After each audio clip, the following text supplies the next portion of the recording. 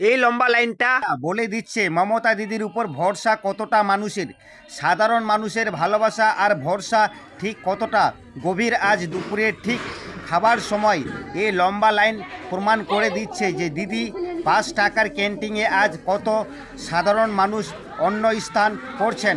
শুধু গরম ভাত, ডাল, ডিম, ঝোল নয়, এই যেন বাংলার ঘরে ঘরে দিদির পরম মমতা পৌঁছে যাচ্ছে।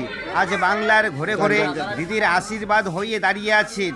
এটাই প্রাকৃতিক উন্নয়ন, এটাই মমতা দিদির মানবিক বাংলা। কৃষ্ণ মমতা দিদি এবং কৃষ্ণ কল্যাণী আমাদের রায়গঞ্জের গর্ব। সাধারণ মানুষ দুপুরে 5 টাকা দিয়ে ভরপেট অন্ন পাচ্ছে, এর থেকে আর কি মানবিক হতে পারে আমাদের মমতা দিদি। মমতা দিদি যথেষ্ট জনসাধারণের জন্য কল্যাণকর করে যাচ্ছে। মমতা দিদি যথেষ্ট মানুষের কল্যাণকর করে যাচ্ছেন। শুধু খাওয়া দাওয়া নয়, দিদি বিপদে আপদে বাংলার মানুষের প্রধান ভরসা।